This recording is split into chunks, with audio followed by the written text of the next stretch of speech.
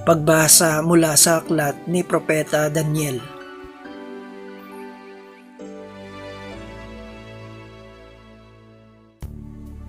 Habang ako'y nakatingin, may naglagay ng mga trono.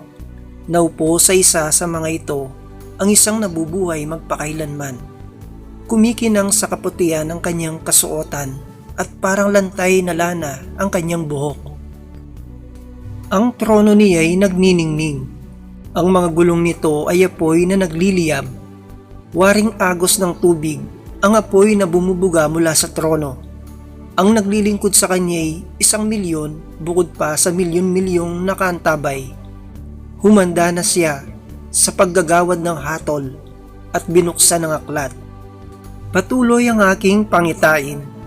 Ang nakita ko naman ay isang tila taong nakasakay sa ulap. Bumaba ito at lumapit sa nabubuhay magpakailanman. Binigyan siya ng kapamahalaan, ng karangalan at ng kaharian. Siya ay paglilingkuran ng lahat ng tao, bansa at wika. Ang pamamahala niya ay di matatapos at di babawiin at hindi mawawasak ang kanyang kaharian. Ang salita ng Diyos. Salamat sa Diyos. Salmong tugunan. Poon kita'y pupurihin sa harap ng mga anghel. Ako poon, buong pusong aawit ng pasasalamat sa harap ng mga anghel. Pupurihin kitang ganap sa harap ng iyong templo, ay yuyuko at gagalang. Pupurihin kita roon, pupurihin ang iyong ngalan. Poon, kita'y pupurihin sa harap ng mga anghel. Dahilan sa pag-ibig mo at sa iyong katapatan, ika'y tunay na dakila, pati iyong kautusan. Noong ako'y tumawag, tinanggap ko ang tugon mo, sa lakas mong itinulong ay lumakas agad ako. Poon, kita'y pupurihin sa harap ng mga anghel. Dahilan sa pangako mong narinig ng mga hari, pupurihin ka ng lahat at ika'y ipagbubunyi. Ang lahat ng ginawa mo ay kanilang aawitin at ang kadakilaan mo ay kanilang sasambitin.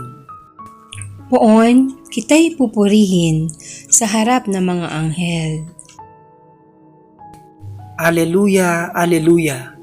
Ang Panginooy purihin ng lahat niyang mga anghel na tapat at masunurin. Aleluya, aleluya.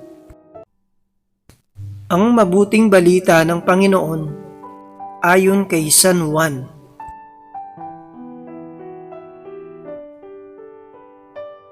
Noong panahong iyon, nang makita ni Jesus si Natanael, ay kanyang sinabi, "Masdan ninyo ang isang tunay na Israelita. Siya'y hindi mandaraya." Tinanong siya ni Natanael, "Paano ninyo ako nakilala?"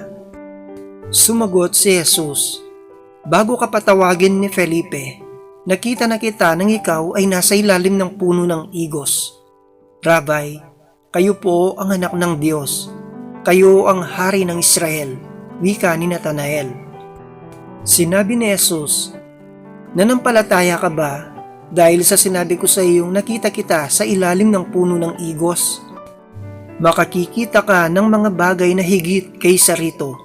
At sinabi niya sa lahat, "Tandaan ninyo, makikita ninyong bukas ang langit at ang mga anghel ng Diyos ay manhik manaog sa kinaroroonan ng anak ng tao." Ang mabuting balita ng Panginoon. Pinupuri ka namin, Panginoong Hesukristo.